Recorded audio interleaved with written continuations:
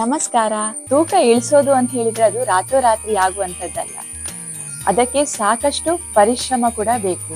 ಹಾಗೆ ನಾವು ಯಾವ ಆಹಾರವನ್ನು ತಿನ್ನಬಾರ್ದು, ಯಾವ ಆಹಾರದಿಂದ ದೂರ ಇರಬೇಕು ಈ ತೂಕ ಇಳಿಸ್ಕೊಳ್ಳಿಕ್ಕೆ ಅಂತ ಕೂಡ ನಮ್ಗೆ ಅರಿವಿರ್ಬೇಕು. ಈ ವಿಡಿಯೋದಲ್ಲಿ ನಾನು ನಿಮ್ಗೆ ತಿಳಿಸಿಕೊಡ್ತೇನೆ ಈ ತೂಕ ಇಳಿಸಲು ನಾವು ಯಾವ ಆಹಾರದಿಂದ ದೂರ ಇರಬೇಕು. ಈ ವಿಡಿಯೋ ನಿಮ್ಗೆ ಲೈಕ್ ಆದ್ರೆ ಖಂಡಿತವಾಗಿ ಲೈಕ್ ಬಟನ್ ಅನ್ನು ಪ್ರೆಸ್ ಮಾಡಿ. ಇಷ್ಟ ತನಕ ಸಬ್ಸ್ಕ್ರೈಬ್ ಆಗ್ಲಿಲ್ಲ ಅಂತ ಹೇಳಿದ್ರೆ ಸಬ್ಸ್ಕ್ರೈಬ್ ಬಟನ್ ಅನ್ನು ಪ್ರೆಸ್ ಮಾಡಿ. ಹಾಗೂ ನಿಮ್ಮ ಫ್ರೆಂಡ್ಸ್ ಮತ್ತೆ ಫ್ಯಾಮಿಲಿ ಒಟ್ಟಿಗೆ ಈ ವಿಡಿಯೋವನ್ನು ಶೇರ್ ಮಾಡಿ. ನಾವು ಮನೆಯಿಂದ ಹೊರಗಡೆ ಏನಾದ್ರೂ ತಿನ್ಲಿಕ್ಕೆ ಹೋದ್ರೆ, ಈಗ ಸಮೋಸ ಇರ್ಲಿ, ಕಚೋರಿ ಇರ್ಲಿ, ಪಿಜ್ಜಾ ಇರ್ಲಿ, ಬರ್ಗರ್ ಇರ್ಲಿ, ಅಥವಾ ಯಾವುದೇ ಹೋಟೆಲಿಗೆ ಡಿನ್ನರ್ ಲಂಚಿಗೆ ಹೋದ್ರೆ ನಾನ್ ಇರ್ಲಿ ಅಥವಾ ನೂಡಲ್ಸ್ ಇರ್ಲಿ, ಇದೆಲ್ಲ ಒಂದು ಆಹಾರದಲ್ಲಿ ಕಂಡು ಬರುವ ಒಂದು ಕಾಮನ್ ಐಟಮ್ ಅಂತ ಹೇಳಿದ್ರೆ ಅದು ಸರಿಯಾಗಿ ಗೆಸ್ ಮಾಡಿದ್ರಿ, ಮೈದಾ. ಈಗ ಈ ದಿನದ ಮೊದಲನೆಯ ವಸ್ತು ನಾವು ಯಾವುದನ್ನು ದೂರ ಇಡಬೇಕು ಅಂತ ಹೇಳಿದ್ರೆ ಅದು ಮೈದಾ. ನಾನು ತಿನ್ಬಾರ್ದು ಅಂತ ಹೇಳಿದ ಮೊದಲನೆಯ ವಸ್ತು ಮೈದಾ. ಹಾಗಾಗಿ ಮೈದಾವನ್ನು ನಾವು ಸೈಡಿಗೆ ಇಡ್ಬೇಕು. ಹೇಗೆ ಈ ಮೈದಾವನ್ನು ನಾವು ಸೈಡಿಗೆ ಇಡ್ಲಿಕ್ಕೆ ಆಗ್ತದೆ? ಕೆಲವೊಮ್ಮೆ ನಾವು ಬೆಳಿಗ್ಗೆ ಬ್ರೇಕ್ಫಾಸ್ಟ್ಗೆ ರೆಡಿ ಆಗಿರದಿದ್ರೆ ಒಂದು ರಸ್ಕ್, ಬಟರ್, ಇಲ್ಲದಿದ್ರೆ ಬ್ರೆಡ್ ಅನ್ನು ಕೂಡ ತಿಂದುಕೊಂಡು ಹೋಗ್ತೇವೆ. ಅದೇ ಹುಷಾರಿಲ್ಲದವರಿಗೆ ಕೂಡ ಬ್ರೆಡ್ ಅನ್ನೇ ಕೊಡ್ತಾರೆ. ಹಾಗಾದ್ರೆ ಈ ಹುಷಾರಿಲ್ಲದವರಿಗೆ ಈ ಬ್ರೆಡ್ ಅನ್ನು ಕೊಡ್ತಾರೆ, ಆದ್ರೆ ಈ ಮೈದಾದಲ್ಲಿ ಅಷ್ಟು ಪೋಷಕಾಂಶ ಇದೆಯಾ ಇವರನ್ನು ಹುಷಾರ್ ಮಾಡುವಂತದ್ದು? ಖಂಡಿತವಾಗಿ ಇಲ್ಲ ಸ್ನೇಹಿತರೆ. ಇದರಲ್ಲಿ ಯಾವುದೇ ರೀತಿಯ ಪೋಷಕಾಂಶ ಕೂಡ ಇಲ್ಲ, ಏನೂ ಇಲ್ಲ. ಆದ್ರೆ ಕೂಡ ಇದನ್ನು ಹೆಚ್ಚಾಗಿ ನಾವು ಪ್ರತಿ ತಿಂಡಿಯಲ್ಲಿ ಬಳಸ್ತೇವೆ. ಯಾಕೆ ಅಂತ ಹೇಳಿದ್ರೆ ಅದು ಖಾಲಿ ಟೇಸ್ಟಿಗೋಸ್ಕರ. ಈ ಮೈದಾದಿಂದ ಮಾಡಿದ ಆಹಾರವನ್ನು ತಿನ್ನುವಾಗ ನಮ್ಗೆ ಮೆದುಳಿನಲ್ಲಿ ಈ ಡೊಪಾಮಿನ್ ಅಂತ ಹೇಳುವ ಒಂದು ರಾಸಾಯನಿಕ ವಸ್ತು ಉತ್ಪತ್ತಿ ಆಗ್ತದೆ, ರಿಲೀಸ್ ಆಗ್ತದೆ. ಹಾಗಾದ್ರೆ ಡೊಪಾಮಿನ್ ಅಂದ್ರೆ ಏನು ಅಂತ ಹೇಳಿ ನೀವು ತಿಳ್ಕೊಳ್ಬಹುದು. ಇದೊಂದು ಬ್ರೈನ್ ನಲ್ಲಿ ಉತ್ಪತ್ತಿ ಆಗುವಂತ ನ್ಯೂರೋ ಟ್ರಾನ್ಸ್ಮಿಟರ್ ಅಂತ ಹೇಳ್ಬೋದು. ಇದು ನಮ್ಗೆ ಸುಖದ ಅನುಭವ ಆದಾಗ ಅಥವಾ ತೃಪ್ತಿ ಆದಾಗ ರಿಲೀಸ್ ಆಗುವಂತಹ ಒಂದು ರಾಸಾಯನಿಕ ವಸ್ತು. ಈಗ ಕೆಲವರಿಗೆ ಡೊಪಾಮಿನ್ ಬೇರೆ ಬೇರೆ ರೀತಿಯಲ್ಲಿ ರಿಲೀಸ್ ಆಗ್ತದೆ. ಫಾರ್ ಎಕ್ಸಾಂಪಲ್, ಕೆಲವರಿಗೆ ಮ್ಯೂಸಿಕ್ ಕೇಳುವಾಗ ಡೊಪಾಮಿನ್ ರಿಲೀಸ್ ಆಗ್ತದೆ. ಹಾಗೆ ಇನ್ನು ಕೆಲವರಿಗೆ ಈ ಯಾವ್ದಾದ್ರು ಸ್ಪೆಷಲ್ ತಿಂಡಿ ತಿನ್ನುವಾಗ ಡೊಪಾಮಿನ್ ರಿಲೀಸ್ ಆಗ್ತದೆ, ಎಕ್ಸರ್ಸೈಸ್ ಮಾಡುವಾಗ ಆಗ್ತದೆ, ಇನ್ನು ಕೆಲವರಿಗೆ ಮೆಡಿಟೇಷನ್ ಮಾಡುವಾಗ ಆಗ್ತದೆ. ಅದೇ ರೀತಿಯಲ್ಲಿ ಈ ಮೈದಾ ತಿನ್ನುವಾಗ ನಮ್ಗೆ ಟೇಸ್ಟ್ ತುಂಬಾ ಒಳ್ಳೇದಾಗ್ತದಲ್ವಾ, ಹಾಗಾಗಿ ಆ ಆಹಾರ ತಿನ್ನುವಾಗ ಕೂಡ ನಮ್ಗೆ ಡೊಪಾಮಿನ್ ರಿಲೀಸ್ ಆಗ್ತದೆ. ಹಾಗಾಗಿ ನಾವು ಈ ಮೈದಾವನ್ನು ಹೆಚ್ಚೆಚ್ಚು ಆಹಾರದಲ್ಲಿ ನಾವು ಯೂಸ್ ಮಾಡ್ತಾ ಇರ್ತೇವೆ. ಇಷ್ಟೊಂದು ತೃಪ್ತಿ ಕೊಡುವ ಈ ವಸ್ತುವನ್ನು ಹೇಗೆ ತಯಾರಿಸ್ತಾರೆ ಅಂತ ಹೇಳಿಕೊಂಡು ನಿಮ್ಗೊಂದು ಮನಸ್ಸಿನಲ್ಲಿ ಕ್ಯೂರಿಯಾಸಿಟಿ ಇರ್ಬೋದು. ಇದು ಗೋಧಿಯಿಂದ ತಯಾರಿಸ್ತಾರೆ. ಗೋಧಿಯ ಹೊರಗಿನ ಒಂದು ಲೇಯರ್ ಇರ್ತದೆ, ಹಸ್ಕ್ ಅಂತ ಹೇಳಿ, ಅದನ್ನು ಫಸ್ಟಿಗೆ ರಿಮೂವ್ ಮಾಡ್ತಾರೆ. ಅದಾದ ಮೇಲೆ ಒಂದು ರೆಡ್ ಕಲರ್ ಇದ್ದು ಲೇಯರ್ ಇರ್ತದೆ, ಅದನ್ನು ಎಲೆರಾನ್ ಅಂತ ಹೇಳ್ತೇವೆ. ಎಲೆರಾನ್ ಅಲ್ಲಿ ಏನಾಗ್ತದೆ ಅಂತ ಹೇಳಿದ್ರೆ ಫೈಬರ್ ಇರ್ತದೆ, ಪ್ರೋಟೀನ್ ಇರ್ತದೆ, ಮತ್ತೆ ನಮ್ಗೆ ಜೀವಕ್ಕೆ ಬೇಕಾಗುವಂತಹ ಎಲ್ಲ ಒಂದು ಪೋಷಕಾಂಶ ಇರ್ತದೆ. ಅದನ್ನು ಕೂಡ ಕಂಪ್ಲೀಟ್ ಆಗಿ ಪಾಲಿಶ್ ಮಾಡ್ತಾರೆ. ಅದಾದ ಮೇಲೆ ಒಂದು ಎಂಡೋಸ್ಪರ್ಮ್ ಅಂತ ಒಳಗೆ ಒಂದು ಇರ್ತದೆ, ಅದನ್ನು ಪುಡಿ ಮಾಡಿ ಬಿಳಿ ಪುಡಿಯಾಗಿ ಇದನ್ನು ಮಾಡ್ತಾರೆ. ಆಮೇಲೆ ಈ ಬಿಳಿ ಪುಡಿ ಕೂಡ ಹೆಚ್ಚು ಬಿಳಿ ಆಗ್ಲಿಲ್ಲ ಅಂತ ಹೇಳಿ ಕಂಡ್ರೆ ಅದಕ್ಕೆ ಬ್ಲೀಚ್ ಅನ್ನು ಕೂಡ ಆಡ್ ಮಾಡ್ತಾರೆ. ಹಾಗಾಗಿ ಈ ಮೈದಾ ಫ್ಯಾಕ್ಟರಿಯಿಂದ ಹೊರಗೆ ಬರುವಾಗ ಯಾವುದೇ ಪೋಷಕಾಂಶ ಇಲ್ಲದ, ಯಾವುದೇ ನಾರಿನ ಅಂಶ ಇಲ್ಲದ, ಖಾಲಿ ಗ್ಲೂಕೋಸ್ ಮಾತ್ರ ಇರುವಂತಹ ಒಂದು ವಸ್ತು ಆಗಿ ಹೊರಗೆ ಬರ್ತದೆ. ಹಾಗಾಗಿ ನಾವು ಈ ಮೈದಾದಿಂದ ಮಾಡಿದ ತಿಂಡಿಯನ್ನು ತಿಂದಾಗ ನಿಮ್ಗೆ ಅನುಭವ ಆಗಿರ್ಬೋದು, 1-2 ಗಂಟೆಯಲ್ಲಿ ಹಸಿವಾಗ್ಲಿಕ್ಕೆ ಶುರು ಆಗ್ತದೆ. ಮತ್ತೆ ನಾವು ಏನಾದ್ರೂ ತಿನ್ಲಿಕ್ಕೆ ಕಿಚನ್ ಕಡೆ ಹೋಗ್ತೇವೆ. ಇದರಿಂದ ಬ್ಲಡ್ ಶುಗರ್ ಲೆವೆಲ್ ಕೂಡ ತುಂಬಾ ಸ್ಪೈಕ್ ಆಗ್ತದೆ. ಈಗ ತಿಂದ ಕೂಡ್ಲೆ ಶುಗರ್ ಲೆವೆಲ್ ಹೈ ಆಗ್ತದೆ. ಮತ್ತೆ ಒಂದು ಸ್ವಲ್ಪ ಹೊತ್ತಿನಲ್ಲೇ ಜೀರ್ಣ ಆಗಿ ಅದು ಬೇಗನೆ ಜೀರ್ಣ ಆಗ್ತದೆ. ಜೀರ್ಣ ಆಗಿ ಪುನಃ ಆ ಬ್ಲಡ್ ಶುಗರ್ ಲೆವೆಲ್ ಲೋ ಆಗ್ತದೆ. ಹಾಗಾಗಿ ಡಯಾಬಿಟಿಸ್ ಇರುವವರಿಗಂತೂ ಈ ರೀತಿಯ ಒಂದು ಬ್ಲಡ್ ಶುಗರ್ ಫ್ಲಕ್ಚುಯೇಷನ್ ಒಳ್ಳೇದೇ ಅಲ್ಲ. ಹಾಗಾಗಿ ಇದನ್ನು ಡಯಾಬಿಟಿಸ್ ಇದ್ದವರು ತಿನ್ಲೇಬಾರ್ದು. ಇನ್ನು ಕಾನ್ಸ್ಟಿಪೇಷನ್ ತಗೊಂಡ್ರೆ ಇದರಲ್ಲಿ ಫೈಬರ್ ಅಂಶವನ್ನು ಕಂಪ್ಲೀಟ್ ಆಗಿ ಪಾಲಿಶ್ ಮಾಡಿ ತೆಗೆದಿರ್ತಾರೆ. ಹಾಗಾಗಿ ಇದರಲ್ಲಿ ಫೈಬರ್ ಅಂಶ ಕೂಡ ಇರುವುದಿಲ್ಲ. ಕಾನ್ಸ್ಟಿಪೇಷನ್ ಇರುವವರಿಗೆ ಇದು ತುಂಬಾನೇ ಕೆಟ್ಟದು ಅಂತ ಕೂಡ ಹೇಳ್ಬೋದು. ಇದರಲ್ಲಿ ಬ್ಯಾಡ್ ಕೊಲೆಸ್ಟ್ರಾಲ್ ಹೆಚ್ಚಿರೋದ್ರಿಂದ ನಿಮ್ಗೆ ಈ BP ಸಮಸ್ಯೆ ಬರ್ಬೋದು, ಅಥವಾ ಆರ್ಟರಿ ಬ್ಲಾಕೇಜ್ ಸಮಸ್ಯೆ ಕೂಡ ಬರ್ಬೋದು, ಹಸಿವೆ ಹೆಚ್ಚಾಗಿರುವಂತ ಸಮಸ್ಯೆ ಬರ್ಬೋದು.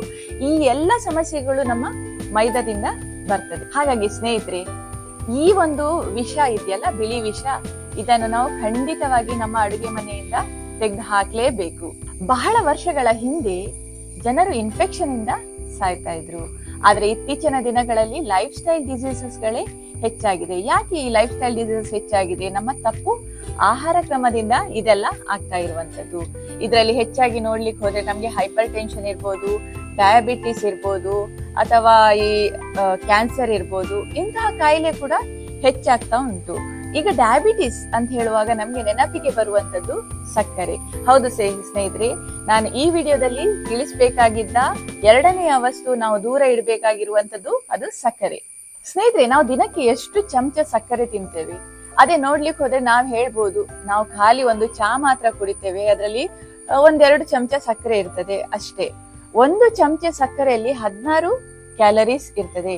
ಈಗ ಕೆಲವರಿಗೆ ಚಾ ಕುಡಿಯುವ ಅಭ್ಯಾಸ ಇದ್ದವರಿಗಂತೂ ಈ ಬೆಳಿಗ್ಗೆ ಎದ್ದ ಕೂಡಲೇ ಬೆಡ್ ಟೀ ಬೇಕು, ಅದಾದ ಮೇಲೆ ತಿಂಡಿ ಒಟ್ಟಿಗೆ ಚಾ ಬೇಕು, ಅದಾದ ಮೇಲೆ 11 ಗಂಟೆಗೆ ಚಾ ಕುಡಿತಾರೆ, ಆಮೇಲೆ ಸಾಯಂಕಾಲ ಕುಡಿತಾರೆ, ಮತ್ತೆ ಮನೆಗೆ ಬಂದ್ಮೇಲೆ ತಲೆನೋವು ಅಂತ ಕುಡಿತಾರೆ. ಈ ರೀತಿಯಲ್ಲಿ ನೀವು 5 ಸಲ ಚಾ ಕುಡಿದ್ರೆ ಕೂಡ ಒಂದು ಚಾಗೆ 2 ಟೀ ಸ್ಪೂನು ಸಕ್ಕರೆ ಅಂತೂ ಖಂಡಿತ ಹಾಕಿ ಇರ್ತೇವೆ. ಈ ರೀತಿಯಲ್ಲಿ ನೋಡ್ಲಿಕ್ಕೆ ಹೋದ್ರೆ 2 ಟೀ ಸ್ಪೂನ್ ಸಕ್ಕರೆಯಲ್ಲಿ 32 ಕ್ಯಾಲರಿ ಬಂತು. ಹಾಗೆ ನಾವು 5 ಸಲ ಈ ಚಾನು ಕುಡಿಯೋದ್ರಿಂದ 160 ಕ್ಯಾಲರಿ ನಮ್ಮ ದೇಹಕ್ಕೆ ಈ ಖಾಲಿ ಚಾ ಕುಡಿಯೋದ್ರಿಂದಲೇ ಬರ್ತದೆ.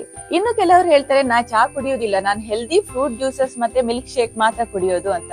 ಅದನ್ನ ನಾವು ಹೋಟ್ಲಿಗೆ ಹೋಗಿ ನೋಡಿದ್ರೆ ಈ 1 ಕಪ್ ಮಿಲ್ಕ್ ಶೇಕ್ ತಗೊಂಡ್ರೆ ಅದರಲ್ಲಿ 1-2 ಚಮಚ ಸಕ್ಕರೆ ಖಂಡಿತ ಹಾಕಿರ್ಲಿಕ್ಕೆ ಸಾಧ್ಯವೇ ಇಲ್ಲ. ಅದಕ್ಕೆ ಅವರು ಅದರ ಟೇಸ್ಟ್ ಅನ್ನು ಹೆಚ್ಚು ಮಾಡ್ಲಿಕ್ಕೆ ತುಂಬಾ ಹೆಚ್ಚು ಸಕ್ಕರೆಯನ್ನು ಹಾಕಿರ್ತಾರೆ. ಈಗ ನೀವು 1-2 ಸಕ್ಕರೆಯನ್ನು ಹಾಕಿ ಮಿಲ್ಕ್ ಶೇಕ್ ಅಥವಾ ಫ್ರೂಟ್ ಜ್ಯೂಸಸ್ ಅನ್ನು ಮಾಡಿ ನೋಡಿ, ಅದರಲ್ಲಿ ಅಷ್ಟು ಟೇಸ್ಟ್ ಬರುದಿಲ್ಲ. ಟೇಸ್ಟ್ ಬರದಿದ್ರೆ ಕಸ್ಟಮರ್ಸ್ ಮತ್ತೆ ಬರ್ತಾರ ಅವರ ಹೋಟೆಲಿಗೆ? ಖಂಡಿತವಾಗಿ ಕೂಡ ಬರುದಿಲ್ಲ. ಹಾಗಾಗಿ ಈ ಮಿಲ್ಕ್ ಶೇಕ್ ಅಥವಾ ಈ ಜ್ಯೂಸಸ್ ಅಲ್ಲಿ ತುಂಬಾ ಅಮೌಂಟ್ ಸಕ್ಕರೆ ಹಾಕಿರ್ತಾರೆ. ಆದ್ರೆ ನಮ್ಮ ಮನಸ್ಸಿನಲ್ಲಿ ಇರ್ತದೆ, ನಾವು ಫ್ರೂಟ್ ಅನ್ನು ತಿಂದಿದ್ದೇವೆ, ಅದರಲ್ಲಿ ಹೆಚ್ಚು ಕ್ಯಾಲರೀಸ್ ಇರೋದಿಲ್ಲ. ಸಾಫ್ಟ್ ಡ್ರಿಂಕ್ಸ್ ನಲ್ಲಿ ಕೂಡ ಹಾಗೆ ಸ್ನೇಹಿತರೆ, ತುಂಬಾ ಅಮೌಂಟ್ ಅಲ್ಲಿ ಸಕ್ಕರೆ ಇರ್ತದೆ. ನಾವೀಗ ಹೊರಗೆ ಹೋಗಿ ತಿನ್ನುವ ಐಸ್ ಕ್ರೀಮ್ ಇರ್ಲಿ, ಪಿಜ್ಜಾ ಇರ್ಲಿ, ಮಿಲ್ಕ್ ಶೇಕ್ ಇರ್ಲಿ, ಯಾವುದೇ ಒಂದು ವಸ್ತು ತಗೊಳ್ಳಿ, ಅದರಲ್ಲಿ ತುಂಬಾನೇ ಅಮೌಂಟ್ ಅಲ್ಲಿ ಶುಗರ್ ಇರ್ತದೆ. ಇಷ್ಟು ಅಮೌಂಟ್ ಶುಗರ್ ನಮ್ಗೆ ದೇಹಕ್ಕೆ ಒಳ್ಳೆಯದಲ್ಲ. ಈ ಶುಗರ್ ಕೂಡ ಜೀರ್ಣ ಆದ್ಮೇಲೆ ಆಗುವಂತದ್ದು ಗ್ಲೂಕೋಸ್. ಹಾಗಾದ್ರೆ ನೀವ್ ಎಣಿಸ್ಬೋದು, ಗ್ಲೂಕೋಸ್ ನಮ್ಮ ದೇಹಕ್ಕೆ ಬೇಡವಾ, ಅಗತ್ಯ ಇಲ್ವಾ ಅಂತ. ಖಂಡಿತವಾಗಿ ಗ್ಲೂಕೋಸ್ ನಮ್ಮ ದೇಹಕ್ಕೆ ಅಗತ್ಯ ಇದೆ. ನಾವು ತಗೊಳ್ಳುವ ಪ್ರತಿಯೊಂದು ಆಹಾರ ಕೂಡ ಫೈನಲಿ ಬಾಡಿ ಒಳಗೆ, ದೇಹದೊಳಗೆ ಹೋಗಿ ಆಗುವಂತದ್ದು ಗ್ಲೂಕೋಸಿನ ಅಗತ್ಯ ಇದೆ. ಆದ್ರೆ ಅದು ಹೆಚ್ಚಾದ್ರೆ ಈ ದೇಹ ಇದನ್ನು ನಮ್ಮ ಬಾಡಿಯಲ್ಲಿ ಸ್ಟೋರ್ ಮಾಡ್ತದೆ, ಫ್ಯಾಟ್ ಸೆಲ್ಸ್ ಆಗಿ ಸ್ಟೋರ್ ಮಾಡ್ತದೆ. ಫೈನಲಿ ನಾವೇನಾಗ್ತೇವೆ, ಆ ಫ್ಯಾಟ್ ಸೆಲ್ಸ್ ಹೆಚ್ಚಾದ್ರೆ ನಮ್ಮ ದೇಹದ ತೂಕ ಹೆಚ್ಚಾಗ್ತದೆ, ಹಾಗೆ ನಾವು ತುಂಬಾ ಓವರ್ ವೇಟ್ ಕೂಡ ಆಗ್ತೇವೆ. ನಾವೀಗ ಚಿಕ್ಕ ವಯಸ್ಸಿನಿಂದಲೇ ಈ ಸಕ್ಕರೆ ಅಭ್ಯಾಸವನ್ನು ಬೆಳೆಸ್ಕೊಂಡು ಬಂದಿರ್ತೇವೆ. ಈಗ ನಾವು ಸಣ್ಣ ಒಂದು ಮಗು, ಅದು ತಿಂಡಿ ತಿನ್ನೋದಿಲ್ಲ ಅಂತ ಹೇಳಿಕೊಂಡು ಒಂದು ಉಪ್ಪಿಟ್ಟಿದ್ರೆ ಉಪ್ಪಿಟ್ಟಿಗಷ್ಟು ಸಕ್ಕರೆ ಹಾಕ್ತೇವೆ. ಅದೇ ನಾವು ಇಡ್ಲಿ ಮಾಡಿದ್ರೆ ಇಡ್ಲಿ ಮೇಲೆ ಸಕ್ಕರೆ ಹಾಕಿ ಕೊಡ್ತೇವೆ. ದೋಸೆ ಇದ್ರೆ ದೋಸೆ ಮೇಲೆ, ಚಪಾತಿ ಮೇಲೆ, ಈ ರೀತಿಯಲ್ಲಿ ಪ್ರತಿಯೊಂದು ಆಹಾರ ನಾವು ತಯಾರಿಸ್ತೇವೆ. ಅದು ಮಗು ತಿನ್ಲಿ ಅಂತ ಹೇಳುವ ಉದ್ದೇಶದಿಂದ ಸಕ್ಕರೆಯನ್ನು ಹಾಕಿ ಕೊಡ್ತೇವೆ. ಸ್ನೇಹಿತರೆ, ನಮ್ಮ ಈ ದೇಹಕ್ಕೆ ಇಂತಿಷ್ಟೇ ಕ್ಯಾಲರಿ ಸಾಕು ಅಂತ ಇರ್ತದೆ. ಅದು ನಮ್ಮ ಏಜ್ ಮೇಲೆ ಡಿಪೆಂಡ್ ಆಗಿರ್ಬೋದು, ಅಥವಾ ನಮ್ಮ ಆಕ್ಟಿವಿಟಿ ಮೇಲೆ ಡಿಪೆಂಡ್ ಆಗಿರ್ತದೆ. ಹಾಗಾಗಿ ನಾವು ಅದಕ್ಕಿಂತ ಹೆಚ್ಚು ಕ್ಯಾಲರೀಸ್ ಅನ್ನು ಒಳಗೆ ತಗೊಂಡ್ರೆ ಅದು ಫ್ಯಾಟ್ ಆಗಿ ಕನ್ವರ್ಟ್ ಆಗ್ತದೆ, ಹಾಗೂ ನಾವು ದಪ್ಪ ಕೂಡ ಆಗ್ತೇವೆ. ತೂಕ ಹೆಚ್ಚಾದ್ರೆ ನಮ್ಗೆ ಗೊತ್ತುಂಟು ಯಾವ್ದೆಲ್ಲ ಪ್ರಾಬ್ಲಮ್ಸ್ ಬರ್ಬೋದು. ಇದರಿಂದ ಹಾರ್ಟ್ ಪ್ರಾಬ್ಲಮ್ಸ್ ಬರ್ಬೋದು, ರಕ್ತನಾಳಗಳಲ್ಲಿ ಇನ್ಫ್ಲಮೇಷನ್ ಬರ್ಬೋದು, ಫ್ಯಾಟಿ ಲಿವರ್ ಬರ್ಬೋದು, ಒಬೆಸಿಟಿ, ಡಯಾಬಿಟಿಸ್, ಕ್ಯಾನ್ಸರ್ ಅಂತಹ ಒಂದು ಕಾಯಿಲೆ ಕೂಡ ಬರುವ ಸಾಧ್ಯತೆ ಇದೆ. ಕೆಲವೊಮ್ಮೆ ನಾವು ಬ್ಲಡ್ ಟೆಸ್ಟ್ಗೆ, ರೆಗ್ಯುಲರ್ ಬ್ಲಡ್ ಚೆಕ್ಅಪ್ಗೆ ಅಂತ ಹೇಳಿ ಹಾಸ್ಪಿಟಲ್ಗೆ ಹೋಗ್ತೇವೆ. ಅಲ್ಲಿ ನಮ್ಗೆ ಕೊಲೆಸ್ಟ್ರಾಲ್ ಇದೆ ಅಂತ ಹೇಳಿ ತಿಳಿದು ಬರ್ತದೆ. ಆಗ ನಾವು ಲ್ಯಾಬ್ ಇಂದ ಹೊರಗೆ ಬರುವಾಗ ನಾವೇನ್ ಎನಿಸ್ಕೊಳ್ತೇವೆ, ಇನ್ನು ನಾವು ಫ್ಯಾಟ್ ತಿನ್ಲೇಬಾರ್ದು, ಫ್ಯಾಟ್ ತಿನ್ನೋದ್ರಿಂದ ಕೊಲೆಸ್ಟ್ರಾಲ್ ಹೆಚ್ಚಾಗ್ತಾ ಉಂಟು. ಆದ್ರೆ ನಮ್ಗೆ ಗೊತ್ತಿರೋದಿಲ್ಲ, ಈ ಶುಗರ್ ಇಂದ ಕೂಡ ಈ ಕೊಲೆಸ್ಟ್ರಾಲ್ ಹೆಚ್ಚಾಗ್ತದೆ, ಟ್ರೈಗ್ಲಿಸರೈಡ್ ಹೆಚ್ಚಾಗ್ತದೆ, LDL ಹೆಚ್ಚಾಗ್ತದೆ. ಹಾಗಾಗಿ ಓವರ್ ಆಲ್ ಕೊಲೆಸ್ಟ್ರಾಲ್ ಕೂಡ ಈ ಸಕ್ಕರೆ ತಿನ್ನೋದ್ರಿಂದ ಕೂಡ ಹೆಚ್ಚಾಗ್ತದೆ. ಹಾಗಾಗಿ ಈ ಎರಡನೆಯ ಬಿಳಿ ವಸ್ತು, ವಿಷ ವಸ್ತು ಸಕ್ಕರೆ, ಇದ್ರಿಂದ ಕೂಡ ನಾವು ಖಂಡಿತವಾಗಿ ದೂರ ಇರಲೇಬೇಕು. ಇಷ್ಟೇ ಅಲ್ಲ ಸ್ನೇಹಿತರೆ, ಇದ್ರೊಟ್ಟಿಗೆ ನಾವು ಪ್ಯಾಕೇಜ್ ಫುಡ್ ಅನ್ನು ಕೂಡ ಅವಾಯ್ಡ್ ಮಾಡೋದು ಒಳ್ಳೇದು. ಪ್ಯಾಕೇಜ್ ಫುಡ್ ಅಲ್ಲಿ ನಾನು ತಿಳಿಸಿದ ಹಾಗೆ ಹೆಚ್ಚಿನ ಅಂಶದಲ್ಲಿ ಮೈದಾ ಇರ್ತದೆ, ಶುಗರ್ ಇರ್ತದೆ, ರಿಫೈನ್ಡ್ ಆಯಿಲ್ ಇಂದ ಫ್ರೈ ಮಾಡಿರ್ತಾರೆ, ಅದಕ್ಕೆ ಟೇಸ್ಟ್ ಹೆಚ್ಚು ಮಾಡ್ಲಿಕ್ಕೆ ಆರ್ಟಿಫಿಷಿಯಲ್ ಸ್ವೀಟ್ನರ್ ಹಾಕಿರ್ತಾರೆ, ಪ್ರಿಸರ್ವೇಟಿವ್ ಹಾಕಿರ್ತಾರೆ. ಇದೆಲ್ಲ ನಮ್ಮ ದೇಹಕ್ಕೆ ದುಷ್ಪರಿಣಾಮಗಳನ್ನೇ ಕೊಡ್ತದೆ. ಹಾಗಾಗಿ ಇಂದಿನಿಂದಲೇ ನೀವು ಪ್ಯಾಕೇಜ್ ಫುಡ್ ಅನ್ನು ತಿನ್ನೋದು ಸ್ಟಾಪ್ ಮಾಡಿ.